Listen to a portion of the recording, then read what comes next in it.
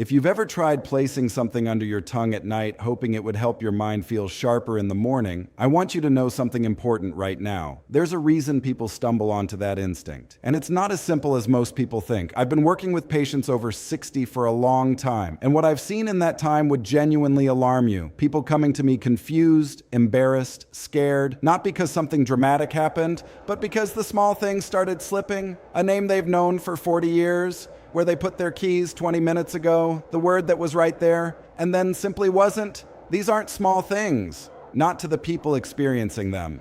The reason sublingual delivery, placing something directly under your tongue, can have a meaningful effect on the brain has to do with how quickly certain compounds reach your bloodstream. Under your tongue, a dense network of capillaries absorbs substances almost directly into circulation, bypassing the digestive system entirely. For certain nutrients that are critical to neurological function, this matters enormously. Your gut, as it ages, becomes significantly less efficient at absorbing them. The stomach produces less of the specific proteins needed for absorption, and so the brain goes quietly deficient for years, while the person taking the supplement believes they're getting what they need. That's the piece most people miss. And I'll come back to it, because what's actually happening inside your brain during this deficiency is something every person over 60 needs to understand. Let me describe something that I suspect will feel familiar to you. You're in the middle of a conversation with someone you care about, a friend, a sibling, maybe one of your children. And right in the middle of that conversation, the name of a person you've known for decades simply doesn't come. You can see their face, you know exactly who they are, but the name is gone, and you feel a flash of something, not just frustration, fear, a cold, specific fear that has nothing to do with forgetting the name and everything to do with what forgetting the name might mean. Or you walk into a room, your own kitchen, your own bedroom, and you stop, and for a moment you genuinely don't know why you went there. It passes in seconds, but it leaves something behind, a residue, a question you don't want to ask out loud. In my years working with patients over 60, I've seen this pattern over and over. The person isn't just frustrated by the symptom, they're quietly terrified by what the symptom implies. And they've developed an entire private system to compensate, writing things down before they would have needed to, positioning themselves in conversations so they don't have to retrieve names, avoiding situations where the gap might show. They're managing it. And they're doing it completely alone because they haven't told their family. And their doctor, in a 10-minute appointment, told them it's normal for their age. I want to be direct with you. Some forgetting is a natural part of aging. But what I see in my patients, and what the research increasingly supports, is that a significant amount of the cognitive decline people experience after 60 is not inevitable. It is driven by specific, identifiable, and in many cases addressable processes happening inside the brain. And most people will never know that because nobody told them. Here's what makes this even more serious, and I'll walk you through the mechanism carefully in just a moment. The processes I'm talking about don't announce themselves. They don't cause pain. They don't show up on a standard blood panel unless your doctor knows to look. They progress slowly and silently, year after year, while the person experiencing them assumes it's just age. That assumption is costing people years of quality cognition that they didn't have to lose. What I've watched happen when this goes unaddressed is not pleasant to describe, but I think you deserve to hear it honestly. In the early stages, it's what you already know. The names, the rooms, the words. Manageable, embarrassing,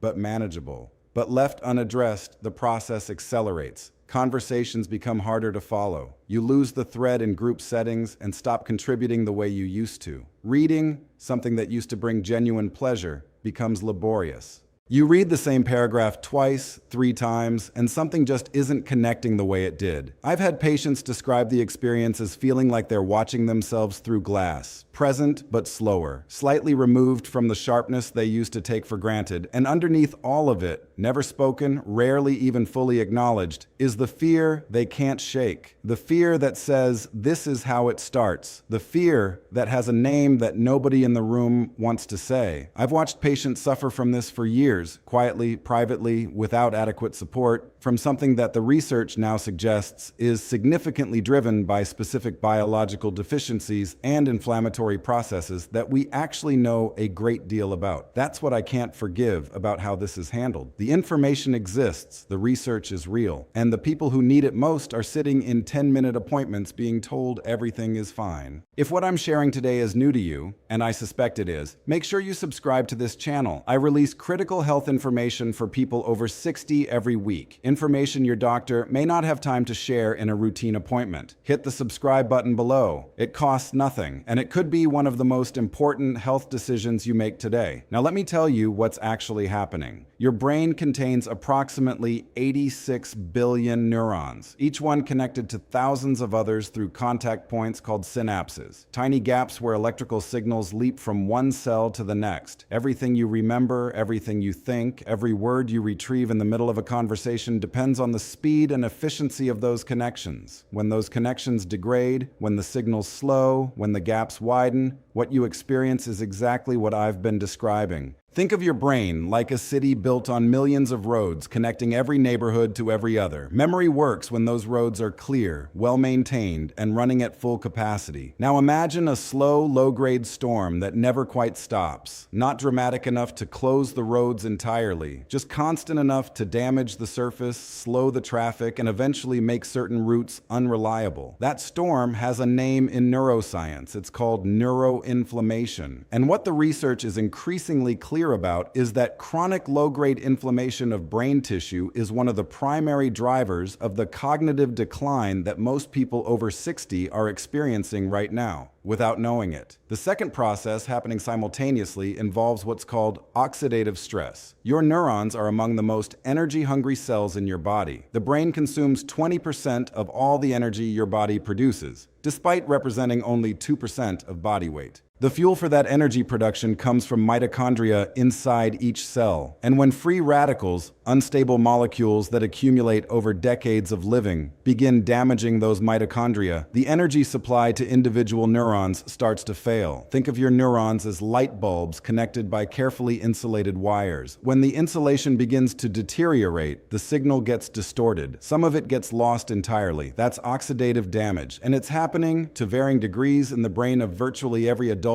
over 60. The third process is the one that connects directly back to what I mentioned at the beginning. The reason sublingual delivery matters. After 60, the body's ability to absorb certain critical nutrients through normal digestion declines dramatically. The stomach produces less intrinsic factor, a protein essential for absorbing vitamin B12. And B12 is not optional for your neurons. It's the compound responsible for maintaining the myelin sheath, the protective insulation that wraps around every nerve fiber in your brain. When B12 is deficient, that insulation begins to thin, the signals slow, the connections become unreliable. And research estimates that up to 40% of adults over 60 are meaningfully B12 deficient, most of them without knowing it, because the deficiency develops over years, invisibly, before the symptoms become impossible to ignore. Researchers studying cognitive decline have observed something that should be front-page news, but rarely gets the attention it deserves. The brain retains a remarkable capacity well into aging to form new connections, repair damaged pathways, and adapt. This property is called neuroplasticity. And what the neuroscience is increasingly making clear is that certain specific compounds have shown a consistent ability to support this process, reducing neuroinflammation, protecting neurons from oxidative damage, and supporting the neurotransmitter systems that memory and attention depend on. The research on this is real. The mechanisms are well understood. What's lacking is not the science. What's lacking is the conversation.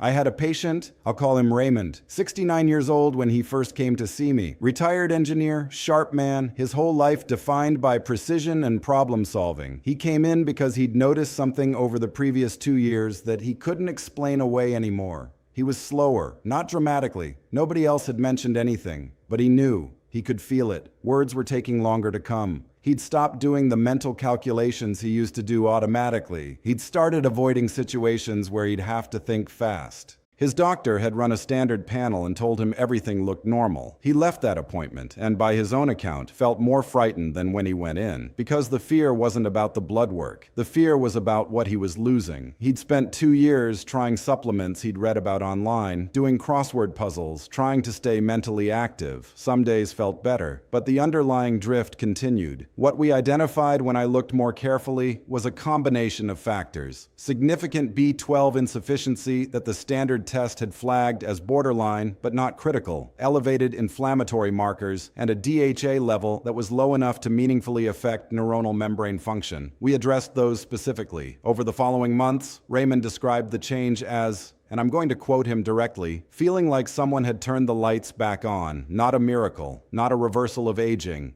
but a return of the clarity he'd been quietly grieving. I want to stay with that word for a moment. Grieving, because that's what I see in my patients who've been dealing with this for years without answers. It's not just frustration, it's grief. Grief for a version of themselves that felt sharp and capable and present. Grief for the conversations they used to lead and now struggle to follow. Grief for the independence they fear losing. Not dramatically, all at once, but slowly, in pieces, in private. And there's a dimension to this that people rarely talk about in clinical settings: the isolation. Because when you're quietly compensating for cognitive changes, when you're developing workarounds that nobody else can see, you start pulling back from the situations that feel risky. The dinner parties where you might lose the thread, the phone calls where you can't afford to forget a name, the family gatherings where you're watching your own mind the whole time instead of simply being present. You're there, but a part of you is always monitoring, always managing, always scared of the moment that reveals something you're not ready to explain. And underneath the isolation is the question that never fully goes away. The one that appears at 2 in the morning after you've misplaced your phone for the 3rd time that week. The one that your doctor didn't answer. The one that starts with "is this" and ends somewhere you don't let yourself finish the sentence. The link in the description below takes you directly to the natural cognitive support formula I recommend to my patients. It combines everything I've covered today in the specific forms that actually reach brain tissue effectively. Take a look when you have a moment. I think it will make a great deal of sense given what you've just learned.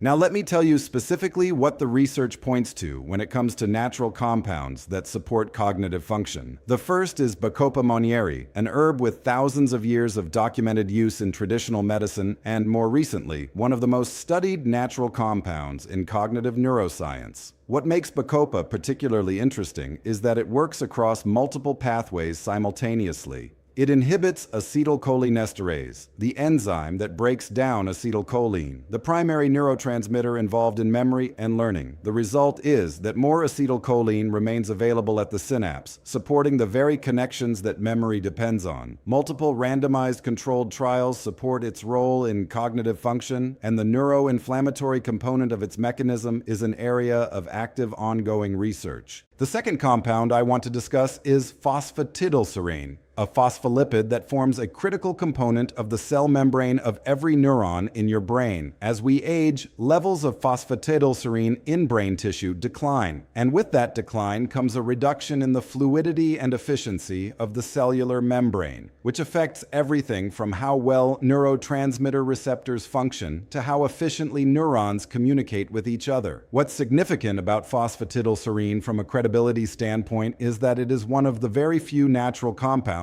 that has received a qualified health claim from the FDA specifically for cognitive function support. That distinction matters. It reflects the consistency and quality of the research behind it. The third compound is one that has generated extraordinary interest in the neuroscience community in recent years: lion's mane mushroom, known scientifically as Hericium erinaceus. The reason for the interest is specific. Lion's mane is the only natural compound identified so far that has demonstrated the ability to stimulate the production of nerve growth factor, NGF. NGF is a protein that your brain requires to maintain, repair, and grow neurons. The published research demonstrating lion's mane's effect on NGF synthesis in neuronal cells is, by any honest assessment, remarkable. Most people over 60 have never heard of it. But in the research community, it has become one of the most discussed compounds in the context of age-related cognitive decline. And then there is DHA. docosahexaenoic acid, the omega-3 fatty acid that forms the structural backbone of neuron membranes. Your brain is 60% fat, and the most abundant fat in brain tissue is DHA. When DHA levels fall, and studies consistently show that the majority of Americans over 60 are significantly deficient, the structural integrity of every neuron membrane in your brain is compromised. Think of it as the brain running critically low on its primary building material. Synaptic efficiency falls, inflammatory processes accelerate, and the effects show up exactly where you feel them, in memory, in processing speed, in word retrieval. Finding each of these compounds separately, in the right forms, at the right doses, and in the right combinations, is not something most people have the time or the background knowledge to navigate on their own. That's why I've left a link in the description to a formula that brings all of this together. I've reviewed it carefully, and it's one of the few options I feel comfortable recommending to the patients I care about. Here's something I need to be honest with you about, even though it reflects poorly on the system I've worked within for decades. The reason your doctor hasn't brought any of this up, in most cases, isn't indifference. It's structure. A standard appointment is 10 to 15 minutes. The training medical professionals receive is oriented almost entirely toward pharmaceutical intervention. There is no financial infrastructure to support the kind of extended, preventive, nutritional conversation that this topic deserves. And so the conversation simply doesn't happen. Millions of people over 60 are experiencing cognitive changes that have real, biological, addressable contributors. And they're going home from appointments with nothing. Not because the science doesn't exist, but because the system isn't designed to deliver it. This isn't a conspiracy, it's a design failure. And the people paying the price for that failure are sitting in your exact situation. Intelligent, capable adults who weren't given what they needed to make informed decisions about their own brains. You are not powerless here. I want you to hold on to that. The brain's capacity to respond, given the right support at the right time, is one of the most well-documented and underappreciated facts in neuroscience. Neuroplasticity doesn't disappear at 60 or 65 or 70. The research is consistent on this. And the compounds I've described today, when delivered in forms that your body can actually absorb and use, give that capacity something real to work with. And remember what I said at the beginning about why placing something under your tongue can have a meaningful effect on how quickly certain nutrients reach your brain. Now you understand the biology behind that instinct. The gut becomes less reliable, absorption falls, deficiencies accumulate quietly, but the pathway under the tongue, directly into circulation, bypasses that problem entirely for certain critical compounds. The instinct wasn't wrong. The question was whether what was being delivered matched what the brain actually needs. Now you know what the research says about that. If today's video opened your eyes to something important, share it with someone you care about, because there are millions of people over 60 dealing with this silently, and they don't have to. The link in the description goes directly to the natural formula I recommend. Take a look when you have a quiet moment. Subscribe for more critical health information every week, and leave a comment below. What was the most surprising thing you learned today? I read every single one.